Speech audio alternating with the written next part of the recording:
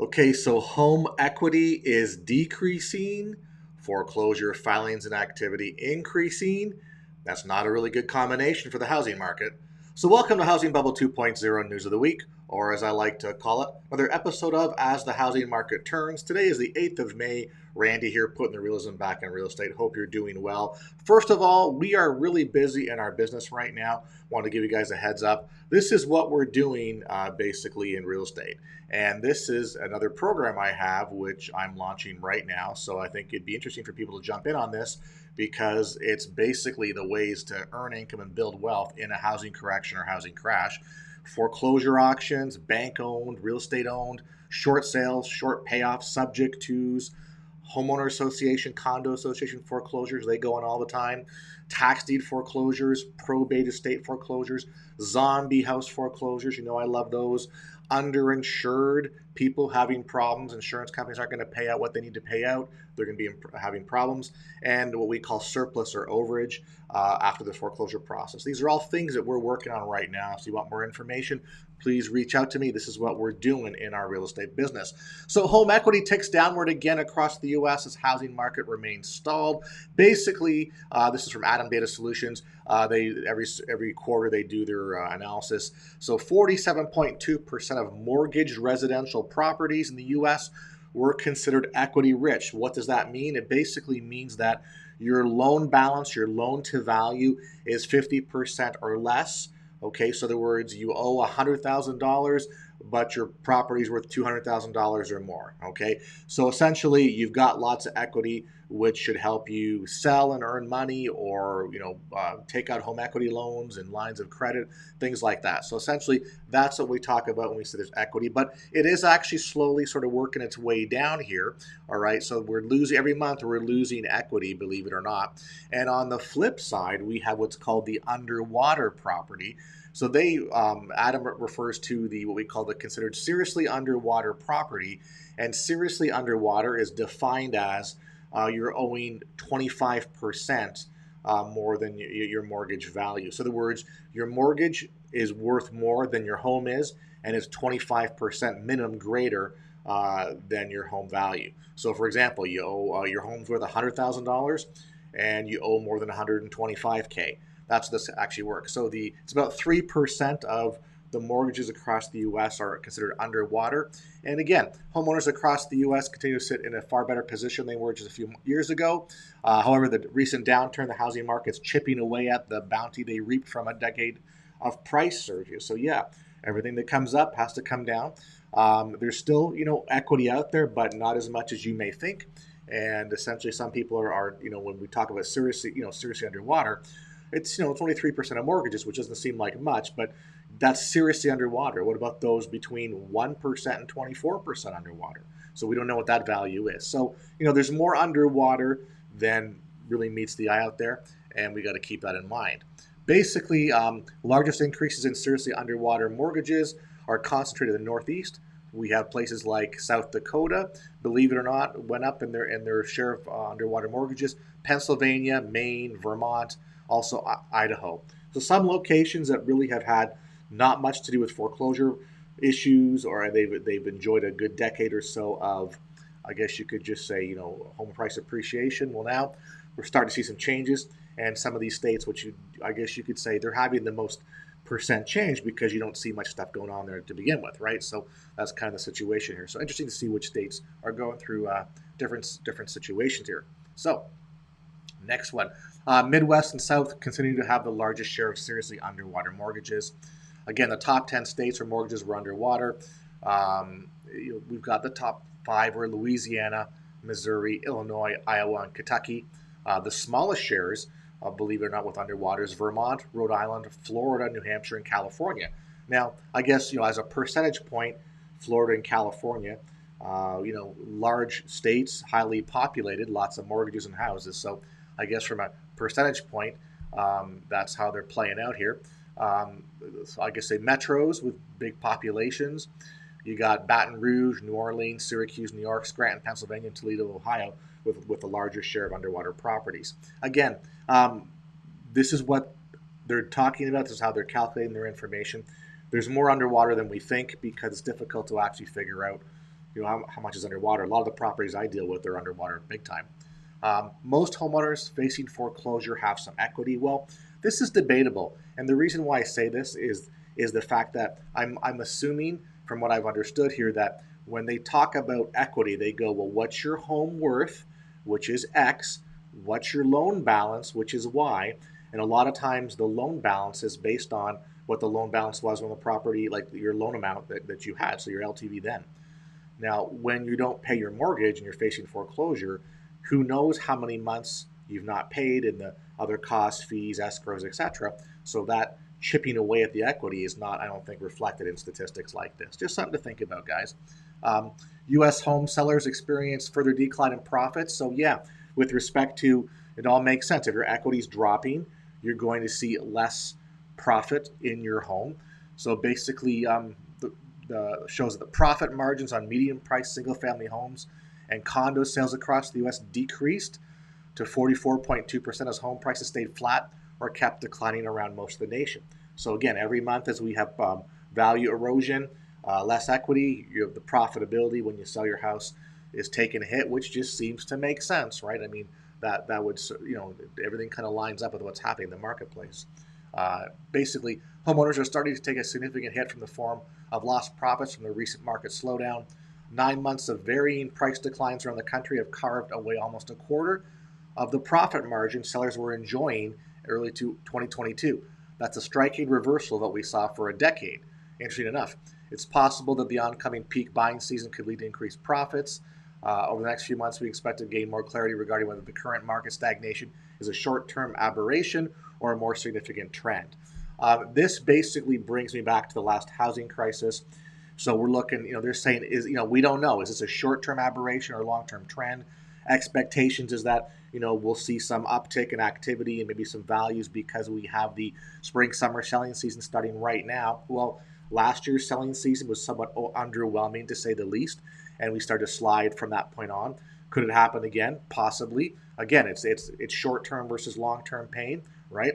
If you go back to the last housing crisis, some of my favorite video clips are listening to Alan Greenspan and Ben Bernanke talking about the real estate market just before the housing crash, when they were seeing what we call some froth in various markets, but they didn't think it was anything to be worried about, that it would self-adjust and we'd be okay. Well, what happened, the froth continued to froth up and overflow, and we had a housing crash. So again, it's one of those things where what's going to happen in the future, some of us seem to know that, some of us don't care, some will dispute where they think it's going. Doesn't matter to me. I know where it's kind of headed, and I'm doing what I need to do to earn a living and do what I need to do in this real estate marketplace. So again, this is a big selling season coming up here.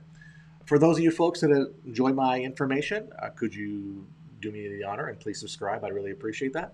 And if you're currently a subscriber, if you could hit that subscribe button again and just reaffirm and get that bell notification going on, because my views are down, subscriptions are down, I'm losing subscribers again. That's how it works on this medium. All right. Thank you very much. Appreciate the views, guys.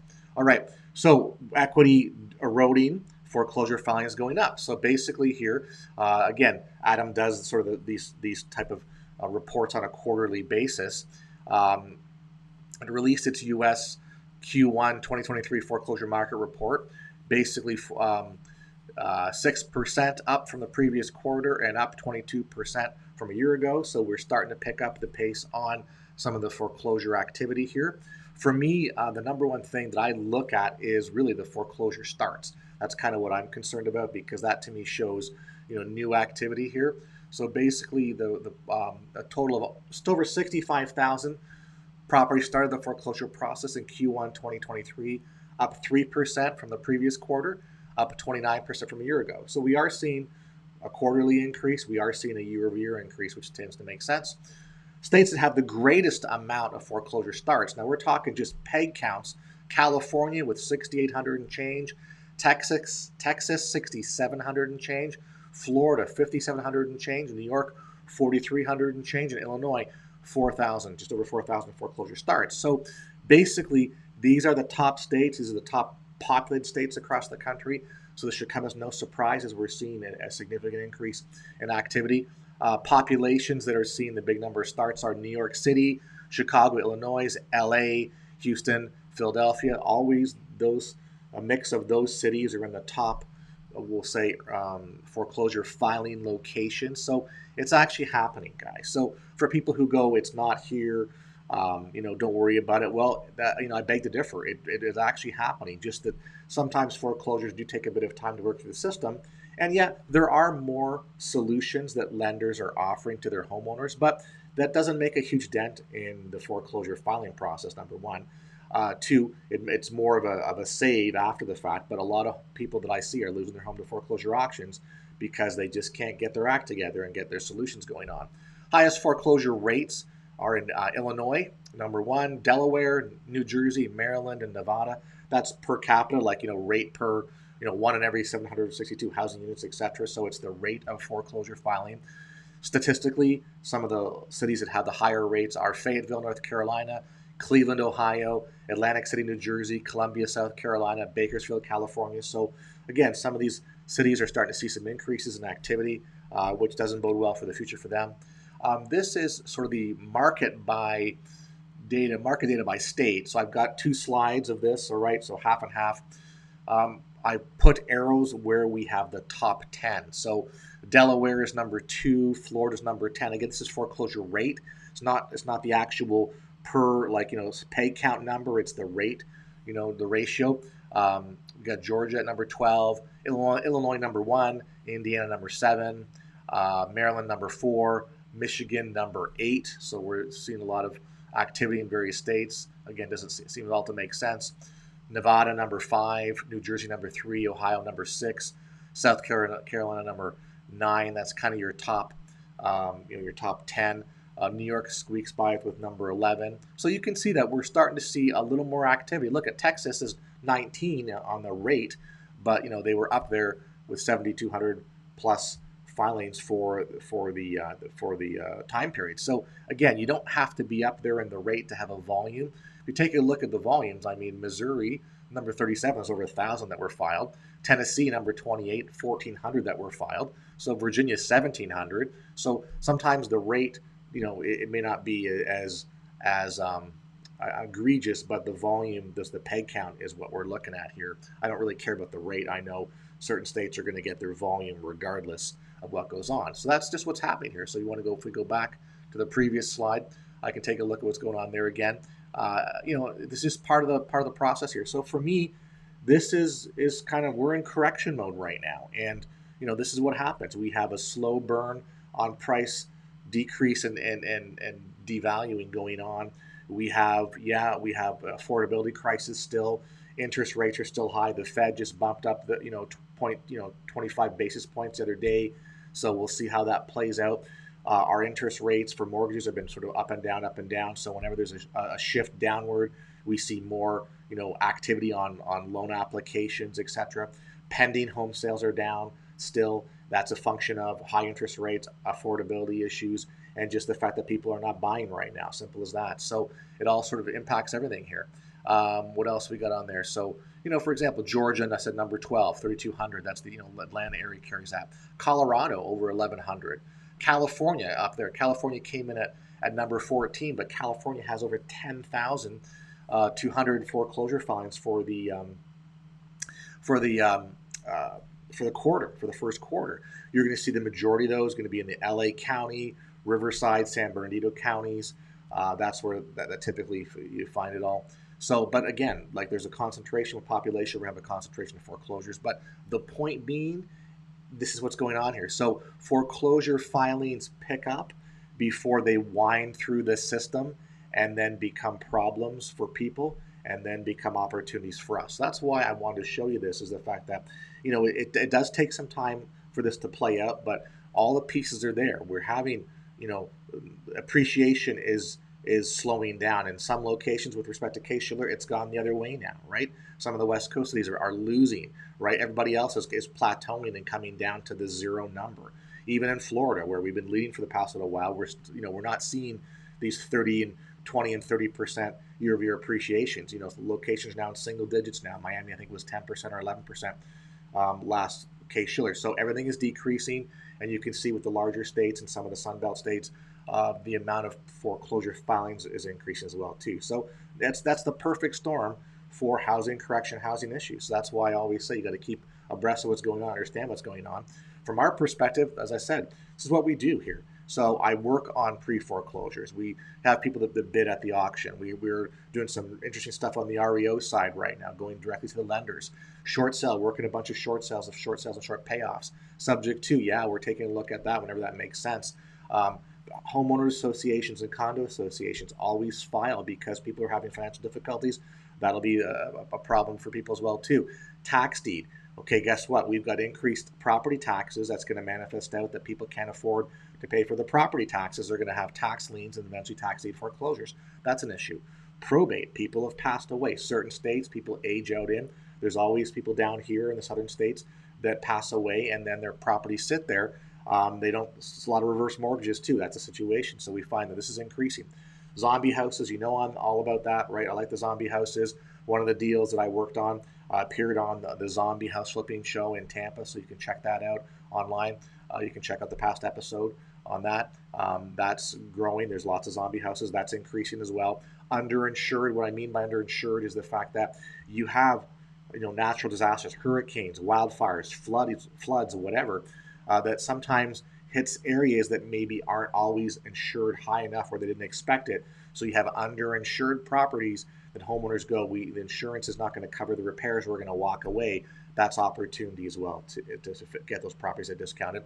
And surplus overages. Surplus basically meaning if there's a tax deed foreclosure or a mortgage foreclosure and, you know, the final judgment is X and the foreclosure auction bidding goes higher, then there's what's called a surplus, and there's methodology to help the homeowner get a hold of some of that surplus and share some of the proceeds of that. So that's another we'll call it growing niche industry within the whole distressed property marketplace. That's what I wanted to point out to you guys. So anyway, just say hi. Hope you're doing well. Check out what I got to talk about. Reach out to me if you want more information. I'm launching this program right now. Particularly, we're looking for people in the New York, New Jersey area. We have some good relations up there that we want to, we're growing at this point in time. That's the place to check it out. So by the way, as I said, thank you for the views, likes, and comments. Please share the video with your family and friends. If you're not a subscriber, please subscribe. I look forward to speaking with you later on this week. See ya.